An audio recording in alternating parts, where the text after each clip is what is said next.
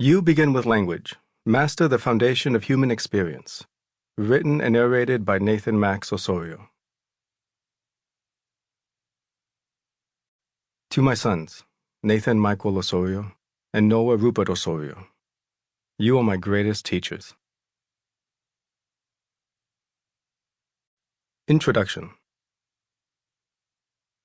In January 2012, while undergoing chemotherapy for his stage 4 lung cancer, my father caught a cold and never recovered. Doctors hospitalized him and induced a coma because he needed intubation to receive sufficient oxygen.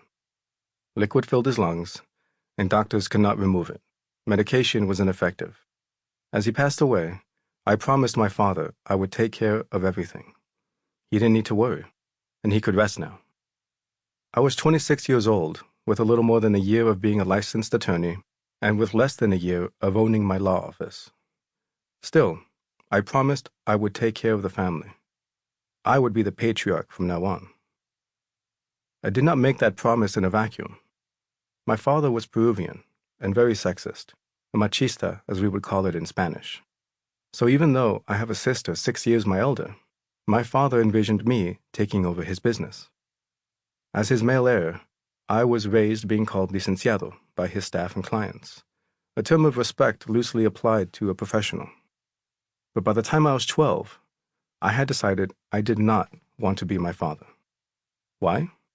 My dad was a workaholic. He loved being at the office. He also loved taking part in groups that praised him. He was never around much for me. Add that to a very messy and traumatic relationship he had with my mother, which led to the separation when I was about 9 years old. And needless to say, I did not like the person my father was. I never wanted to sit at my father's desk, running his business, yet I promised I would take care of everything when he passed. Why? Because I was a dutiful son. I loved my father and my family.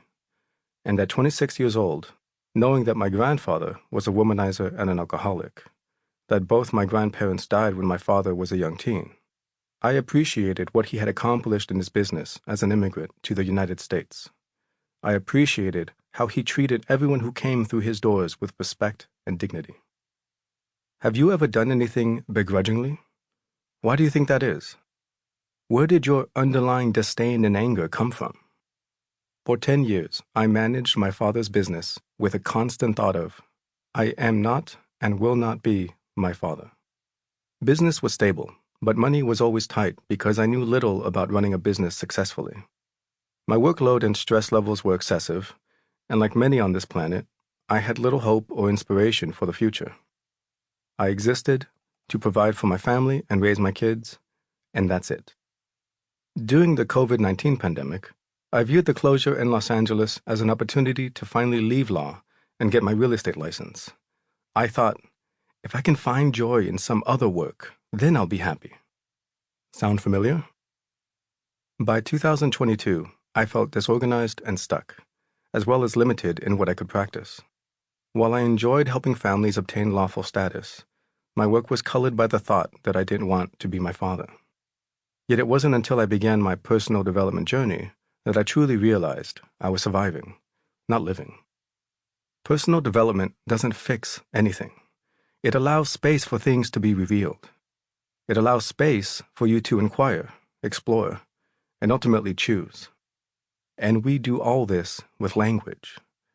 At the core of personal development is the effective utilization of language, receiving, processing, and responding to messages, whether they're our own thoughts, other statements, or the written word.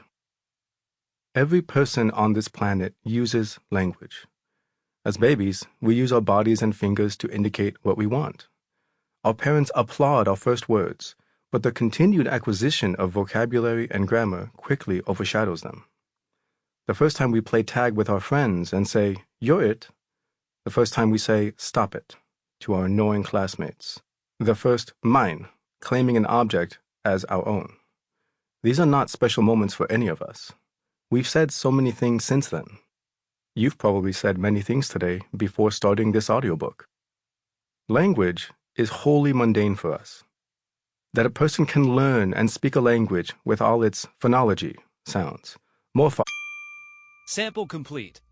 Ready to continue?